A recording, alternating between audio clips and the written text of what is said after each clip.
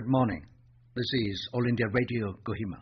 The morning news read by Jonas Yantan.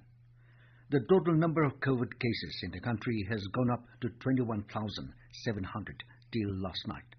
According to the updates of Ministry of Health and Family Welfare, of the total, 4,325 patients have recovered and discharged from the hospitals, while 686 patients have died. Meanwhile, in Nagaland, a total of 607 suspected samples were sent for testing till 3 p.m. yesterday. Results of 543 samples are negative, while outcome of 64 is awaited. Nagaland government has announced an ex gratia of 10 lakh rupees to any working journalist who suffers fatality due to COVID-19 while performing his or her professional duties in the state. Minister for Planning and Coordination, Land Revenue and Parliamentary Affairs Nipa Grono, who is also the state government spokesperson for COVID-19, made the announcement through a statement yesterday. Meanwhile, Grono also informed that for the safety of healthcare personnel, the Government of India has amended the Epidemic Diseases Act 1897 by the Epidemic Disease Amendment Ordinance 2020. He said under the amendment, any person indulging in any act of violence against healthcare personnel, which includes doctors, nurses, paramedical workers, and any community health worker, shall be punished with imprisonment for a term which shall not be less than 3 months, but extendable to 5 years, with fine not less than 50,000 rupees and extendable to 2 lakh rupees. Further, he said, whoever causes grievous hurt, as defined in Section 320 of the Indian Penal Code, shall be punished with imprisonment for a term not less than 6 months, but can be extended to 7 years, with a fine not less than 1 lakh rupees, extendable to 5 lakh rupees. Meanwhile, Minister Grono once again sought everyone's cooperation and support in combating COVID-19.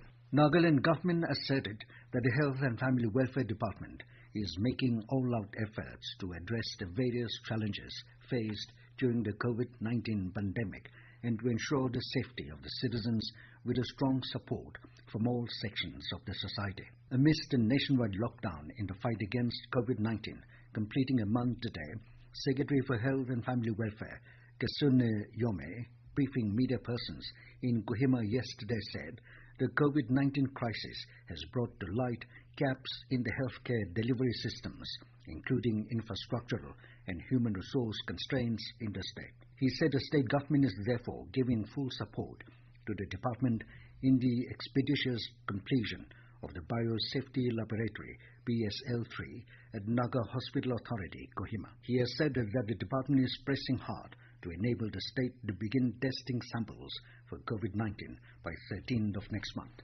The Private College Association Nagaland, PCAN, has said that about 23,000 students enrolled in more than 40 private colleges in the state have been severely impacted for more than a month due to the closure of educational institutions during the nationwide lockdown against outbreak of COVID-19.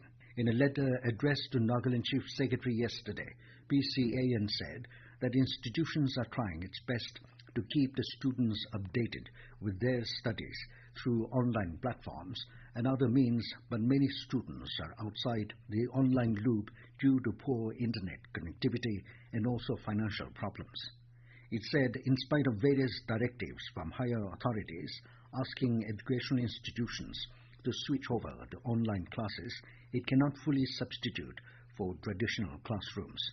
It therefore said reopening of educational institutions at the earliest is of great importance, but only when it is deemed safe.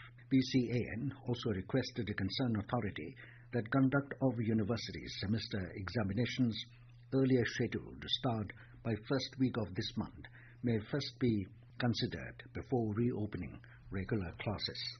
To mitigate the hardships faced by the daily wage earners and laborers due to the nationwide lockdown, a relief pack of essential commodities will be given to 11,000 beneficiaries under Dimapur district. Deputy Commissioner Dimapur Anup Kinji said that as directed by the Home Department for distribution of relief to daily wage earners and laborers, a committee has been set up to identify the beneficiaries and submit the list within 2 days.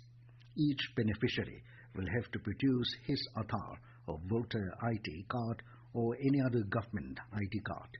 He said that a photograph of the beneficiary along with a supplied package will be taken in a digital device which will be kept for record to be submitted to Nagaland State Disaster Management Authority.